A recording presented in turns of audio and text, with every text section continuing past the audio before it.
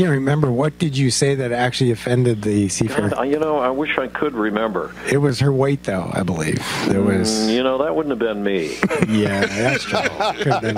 No, you know what? I never made a personal attack because of somebody's physical characteristics, only because of their errant behavior. John didn't understand. John spoke he went to Pullman High School, and he spoke at his 30th reunion or something. And some guy, I believe he was now a Superior Court judge in the state. And John calls up and asked me, he said, "Now, would you be upset if I told a story about you?" And I said, "No, he was. You know who he was? He was the guy that invented the grocery store scanner. So John gets up there and begins to tell the story. And this guy is there now. He's a prominent guy in the state. How John really liked going into the boys' room with him because he was uncircumcised and he could pinch it off and pee and it would blow up like a balloon. Oh, no. Yeah. And John couldn't understand why that upset the guy that John would tell that story. Well, there's a few little, nuances there. It wasn't like I enjoyed going into number one, we were in the second stinking grade.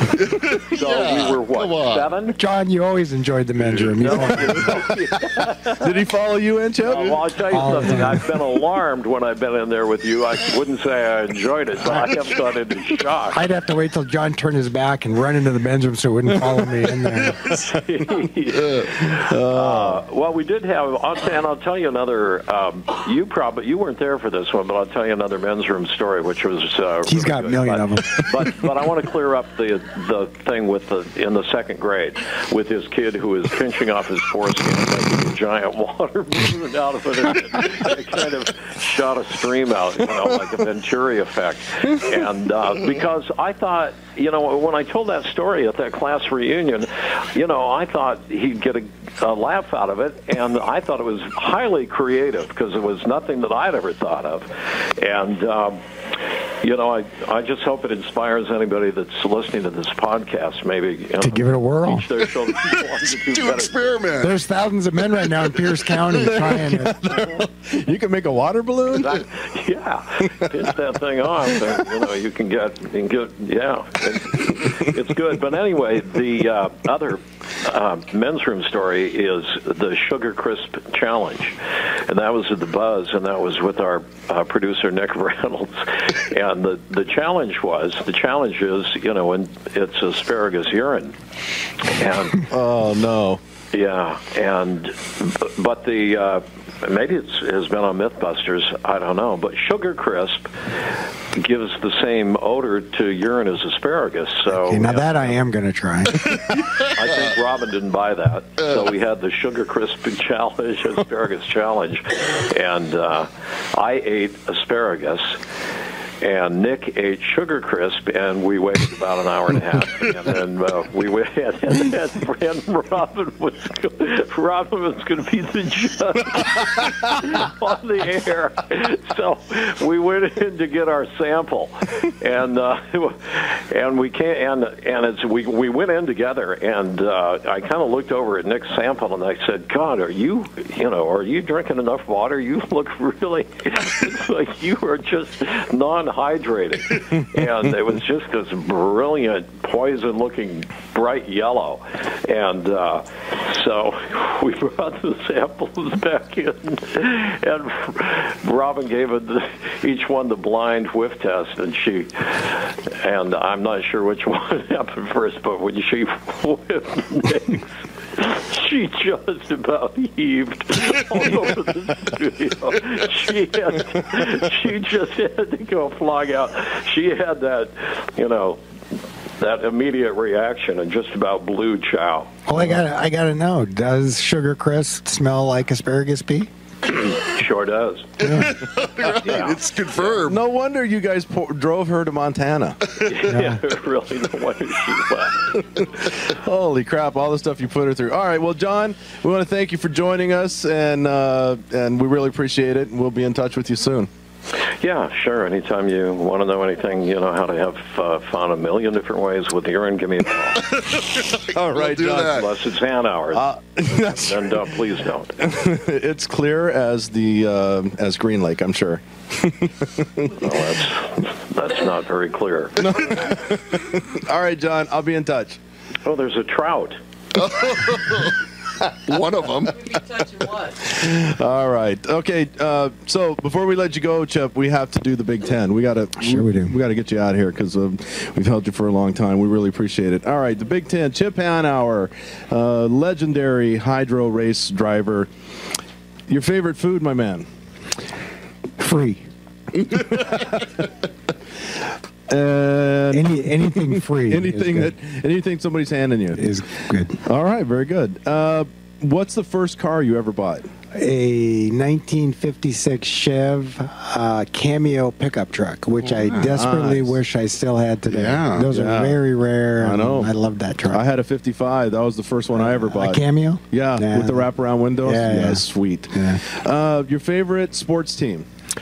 Favorite sports team? I'm not a sports guy. I don't follow team sports at all. I would say Kyle Busch Motorsports. Okay, yeah, no, that's good. Can I ask a quick follow-up sports question? Chip, I was wondering, have you ever been approached by the Seahawks to do the 12th man flag? No, I never have. We got to get on that. Would you be interested in that? Oh, well, who wouldn't be? Okay, great. Well, we're going to get behind that. We are going to get behind that. Especially after I just said I'm not a sports fan. I'm sure that's going to go over great. Yeah.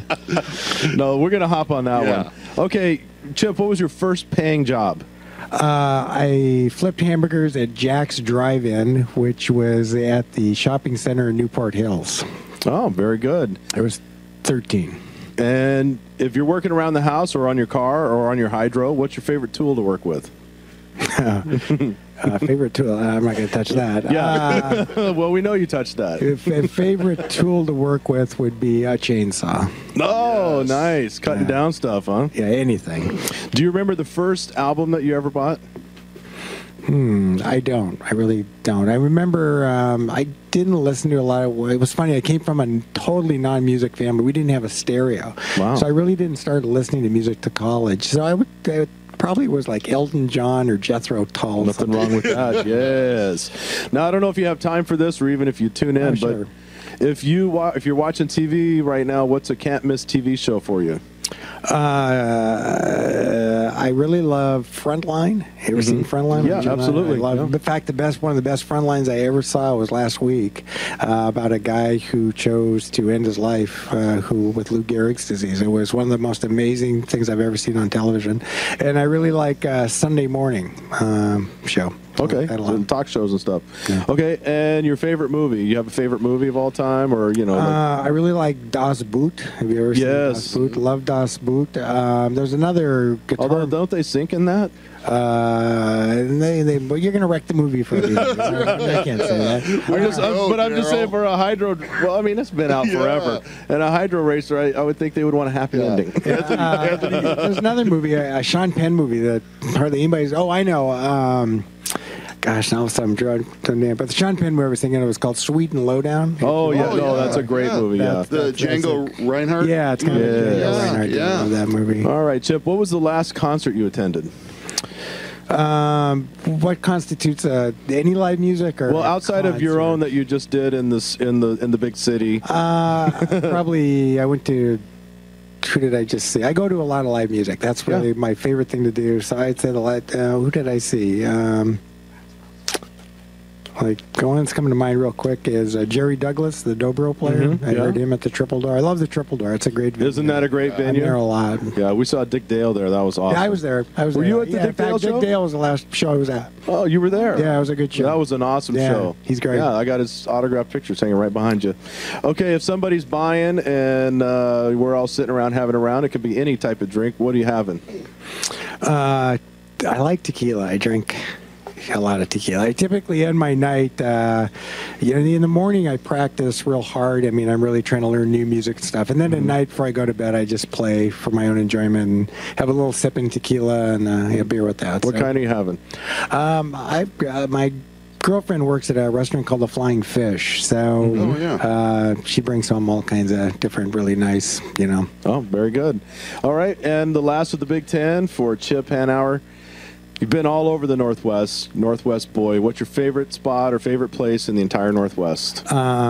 Sitting on my deck in Port Townsend, right there. There's no place. I have to travel a lot with this NASCAR program, and that's my happy place. When I'm sitting on an airplane, I just love being there with my dog and the guitar and my girlfriend, and that's just heaven for me right there. Beautiful. Great. Beautiful. Any last questions for Chip, guys? Okay. Just an honor to have him here and talk with him. It's Chip, great, it's been an absolute honor, absolute pleasure. We want to thank you so much for dropping in. I enjoyed it. And hopefully we can catch up with you down the road. You bet. I'll be around. Thanks. That's Chip Hanauer.